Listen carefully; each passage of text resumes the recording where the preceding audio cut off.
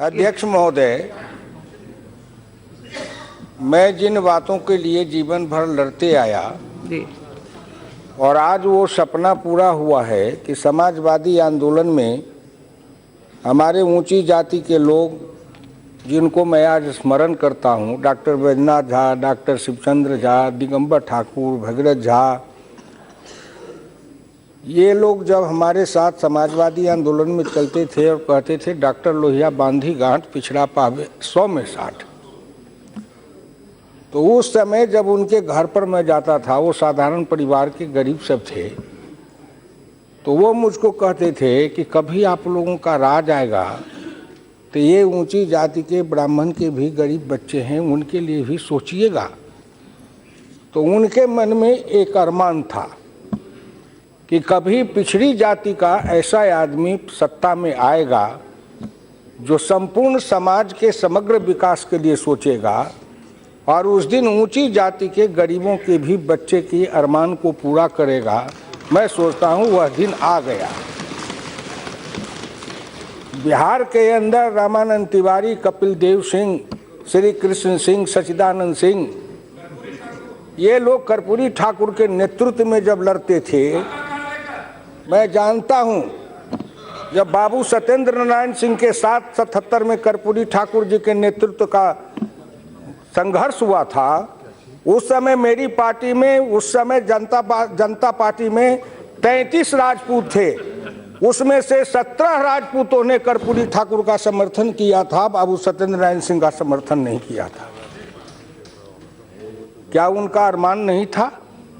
इसलिए 77 में जब कर्पूरी ठाकुर ने आरक्षण दिया 26%, तो उन्होंने दिया 12% पिछड़ा एनेक्चर 1, 8% एनेक्चर 2, 3% महिला, 3% आर्थिक दृष्टिकोण से गरीब। उन्होंने शुरुआत की थी, वहां थे।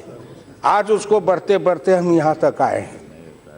पिछड़ा वर्ग कमीशन का जब सवाल आया, इतने दिन नहीं हुआ, जाने दीजिए, लेकिन मुझे लोग कहते थे कि भारतीय जनता पार्टी कभी पिछड़ा वर्ग राष्ट्रीय आयोग को संवैधानिक दर्जा दे पाएगी? ऊंची जातियों के पार्टी वाले हैं, ये कभी करेंगे? लेकिन जब ये आरक्षण का, पिछड़ा वर्ग आयोग को राष्ट्रीय आयोग का दर्जा दिया गया, संवैधानिक दर्जा, तो उसके पास करने समय में भाई राजनाथ सिंह, सुषमा स्वराज जी, अडवाणी जी, गडकरी जी, ये कलराज मिश्र बैठे हैं, इन सभी ऊंची जातियों के लोगों ने पिछड़ा वर्ग आयोग को जब राष्ट्रीय आयोग का दर्जा दिया, तो क्या ये पिछड़े वर्ग के लिए इनकी कुर्बानी नहीं है? क्या इनके इस कुर्बानी को भूल जाएंगे? मैं केवल इतना ही कहना चाहूंगा, देश में 2 विचारधारा का द्वंद्व रहा है, चाहे वो सवर्ण हो, चाहे अवर्ण हो, चाहे कुवर्ण हो, चाहे पिछड़ा हो, चाहे दलित हो।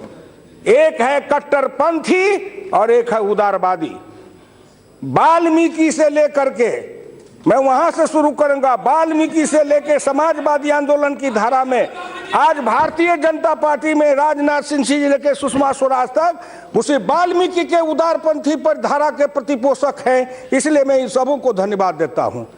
आज उन्होंने, श्री नरेंद्र मोदी जब एक पिछड़े वर्ग के हैं, उन्होंने इस आरक्षण को लाया है। जिस समय कर्पूरी ठाकुर के नेतृत्व में अध्यक्ष जी और हमारे साथियों, ऊंची जाति के साथियों, मुझे कंधा पर लेकर नेता बना रहे थे, आज इस सदन में गरजने वाले लोग हैं, उनका कहीं जन्म भी नहीं हुआ था। हमने क्या क्या नहीं भोगा और उसको भोगते हुए यहाँ तक आए, हमने सब देखा। अभी धर्मेंद्र जी बोल रहे थे, क्या वो भूल जाते हैं कि मुलायम सिंह और अखिलेश के बनाने में जनेश्वर मिश्रा का, इनके पसीना से कम योगदान है? ब्रजभूषण तिवारी का कम योगदान है? मोहन सिंह का कम योगदान है? राजनारायण का कम योगदान है? क्या बात करते हो? क्या बात करते हो? धन्यवाद दो उनको। ये ऊंची जाति के लोगों को डॉक्टर लोहिया ने कहा था कि अब नमक बन जाओ, खाद बन जाओ, तब आपके इस खाद पर, इस नमक पर पिछड़े और दलित समाज के कमल खिलेंगे। जो उन्होंने खाद बनने का काम किया, पसीना देने का काम किया, परिश्रम देने का काम किया, आज पिछड़े दलित के हाथ में सत्ता आई है, तो उन गरीब ऊंची जाति के गरीब बेटे के आंख के आंसू नहीं पोंछोगे तो ये राजनीतिक पाप होगा। इसलिए मैं आपसे प्रार्थना करता हूं, जरा उदार बन के सोचो। कट्टरपंथी धारा का मैं सब दिन से विरोधी रहा हूं। कट्टरपंथी कोई भी धारा हो, चाहे सांप्रदायिक हो, चाहे धार्मिक हो, चाहे राजनीतिक हो, ये कट्टरपंथी जातवाद की धारा से मैं लड़ते आया। अगर नहीं लड़ता अध्यक्ष जी तो हुकुमदेव नारायण यादव आज भारतीय जनता पार्टी में क्यों आता? मेरी लड़ाई किस बात की थी? और आज भी लड़ाई है। जीवन के अंतिम क्षण तक उस कट्टरवाद के विरुद्ध में लड़ते आया हूं और जीवन के अंतिम क्षण तक लड़ूंगा। भारत ने हमेशा उदारवादी धारा को समर्थन किया है, माना है। आज यह विधेयक उसको लाके सामाजिक समरसता लाने में, ऊंच नीच का भेद मिटाने में, अंत में मैं कहूंगा सुषमा स्वराज जी वहां लीडर ऑफ अपोजिशन थी, राजनारायण जी, राजनाथ जी, अडवाणी जी सब बैठते थे आगे, मैं दूसरी बेंच पर था।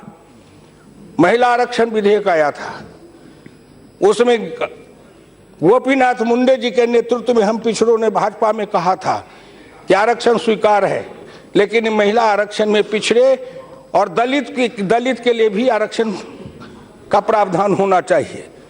माननीय अडवाणी जी के अपने घर पर सबको बुलाए, पार्टी में सहमति बनी, उस विधेयक में आया कि साहब इनको मिलना चाहिए। लेकिन जब कभी हम पिछड़ा की बात डालते हैं तो कांग्रेस पार्टी उसमें टांग लगा देती थी कि इसमें अल्पसंख्यक भी घुसाओ, अल्पसंख्यक भी घुसाओ। माने इनका पिछड़ा से क्या दुश्मनी है, मुझे समझ में नहीं आया। आजाद भारत में मैं कांग्रेस पार्टी से पूछना चाहता हूं कि इन्होंने अखिल भारतीय स्तर पर पिछड़ी जाति का एक भी नेता पैदा किया हो तो बताओ। प्रादेशिक स्तर पर किए हुए हो तो बताओ।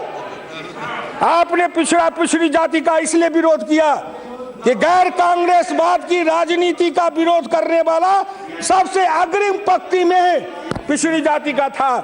मुनियप्पा जी हाथ उठाओ। पीछे पीछे ढोल बजाने वाले की गिनती नहीं होती है, गिनती होती है जो आगे चलता है।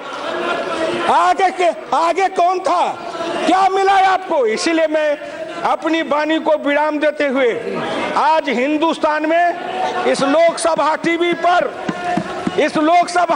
पर करोड़ों लोग इसको देख रहे हैं। पिछड़े देख रहे हैं, दलित देख रहे हैं, सवर्ण देख रहे हैं, सब सुन रहे हैं। मैं उन सबों से हाथ जोड़ के प्रार्थना करता हूं कि आओ, श्री नरेंद्र मोदी ने जिस उदारवाद की धारा बहाई है उस उदारता को लेकर चलो। सबका साथ सबका विकास।